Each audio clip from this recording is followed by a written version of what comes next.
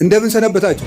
አማን ነው፣ ሰላም ነው፣ ፒስ ነው የሚለው ሁሉ ጸበል ሲሄድ እግዚአብሔር ይመስገን እግዚአብሔር ይመስገን የሚል እንደው እግዚአብሔር ማን ይተርኩሰን እንጂ እውነቴን እኮ ነው የምነግርህ። ምድር ጠቧችሁ እኮ የምትራመዱት ሁሉ ጸበል ስትል ኩምሽሽ በቃ ለተቸገረ እንድናዝን አረማመዳችን እኮ ልክ እንዲኖረው ንግግራችን መጠን እንዲያበጅ እግዚአብሔርማ ይተርኩሰን እንጂ ተነግረን ሰምተናል እንዴ? እውነቴን ነው። ስለዚህ ስንቶቻችሁን እስቲ አሁን እዚህ ውስጥ ራሱ ብቆሰቆስ እዚህ ከተሰበሰበው ውስጥ እግዚአብሔር በሚያውቀው እግዚአብሔር ነቅሶ ቢያወጣ ሲቸግራችሁ ወደ ቤተ ክርስቲያን የመጣችሁ ስንቶቻችሁ ወይ ባል እንዴ ባለ ትዳሮች ሲጣሉ እኮ ነው ባጋባናቸው በ20 ዓመታቸው እኮ ነው ቤተክርስቲያን የሚመጡ ሲጣሉ ይሄው ከተጋባን ዓመታችን ነው ምላትን አትሰማኝም ምንም አታዳምጠኝም ማለት ይጀምራል። 20 ዓመት ጠፍቶ ኑሮ ምናምን መከራውን ነው ተደዝድዞ ነው ወዲያ መከራ ተመስገን እንኳን መጣች። ዋናው መሸም ነጋም መምጣታችን። ስለዚህ እግዚአብሔር ሰው ሁሉ ራሱ እንዲጠላል ሊያደርግ ይችላል። እንድንመጣም ከፈለ እግዚአብሔር ሰው እንዲጠላን አያደርግም።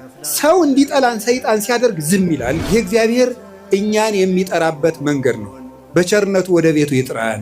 የነነዌ ሰዎች የሚያስተምሩን ይሄን ነው። እኛም ነገ ከነገ ወዲያ አሁን ሁላችሁም ችግር ካለባችሁ እግዚአብሔር ጠልቶኝ ነው አትበሉ። እግዚአብሔር ወደ ቤቱ ሊጠራኝ ፈልጎ ነው ማለት ያለው። ከቃሉ ጋር ናችሁ።